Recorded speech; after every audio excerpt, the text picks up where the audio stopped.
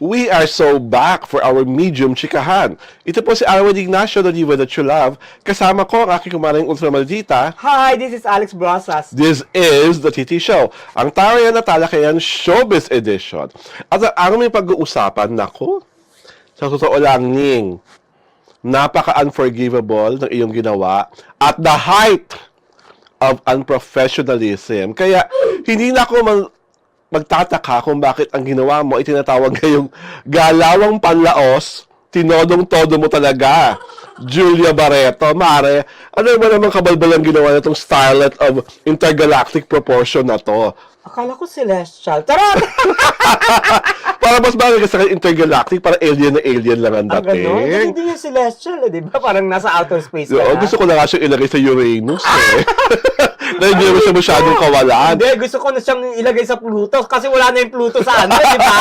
Wala na siya, di ba? At the end of the solar system ka na rin, sa mga pinaggagawa mo, kabalbalan. Kasi itong si Julia Barreto may film with Aga Mula. Yes. The title of which escaped me as the moment. Yes. Ngayon, syempre, may film. Syempre, may press con, may media con, di ba? Okay. Ngayon, may mahabang area kami na nabasa sa Facebook na coming from well-respected seasoned reporter. Veteran. Yes. Nakakaloka pala si Julia.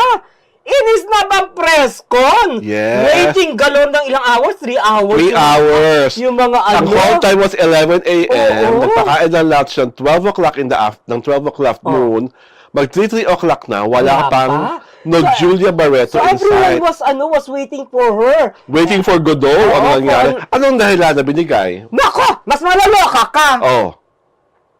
May taping daw siya. Ano yun? Di ba nakakaloka? You should have informed the events organizer. The press con organizer.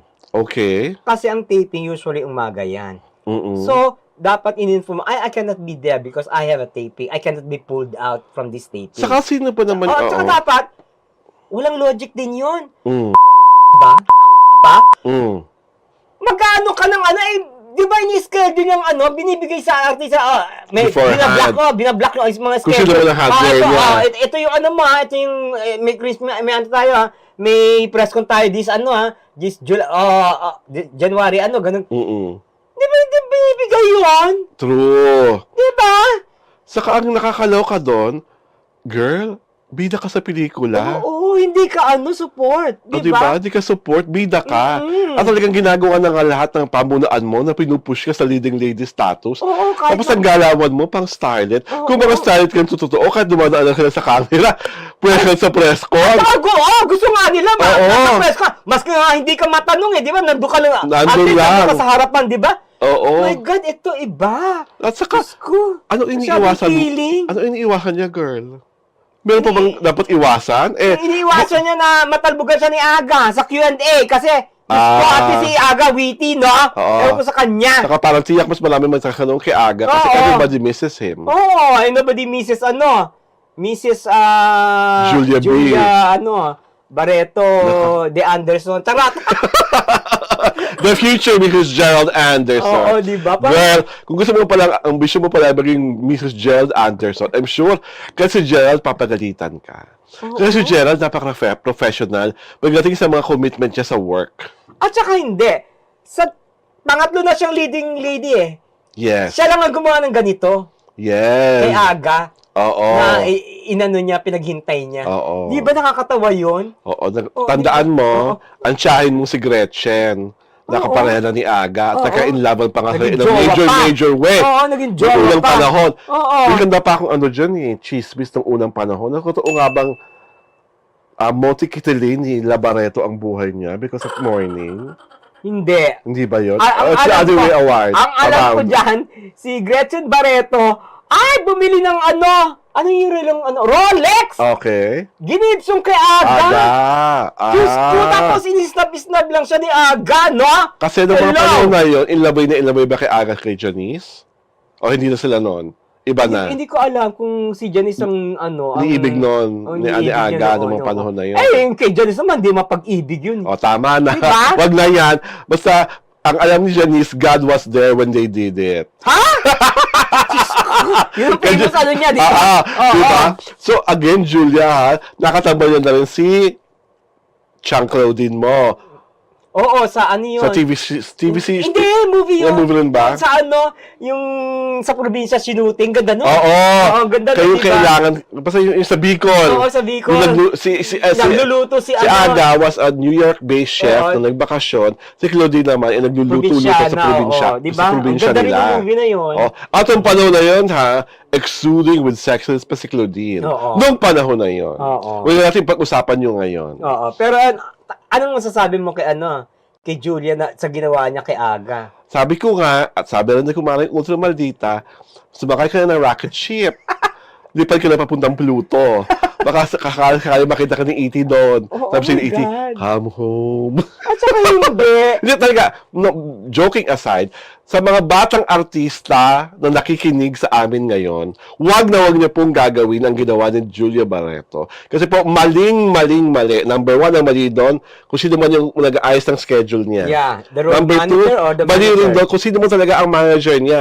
Dapat mas prior importance yung pelikula niya. Nag-make or break tong pelikulang to eh. Di ba, At Mars? saka not everyone is given a film. At not everyone's given a chance to be Star with lead. Aga. Star with Aga. Oo, di ba? And be lead in a movie. Oo. Tapos, ang lame excuse, taping, Hindi, ganito yan. Kung, let's, into consideration yung sinabi na nagtitaping siya. Ano na ngayon? Advance ang technology. Pwede kang mag-zoom. Oo. What ano, di ba? Oh, Yung ginawa ng, sa Kim nila. Pao. Oo, di ba?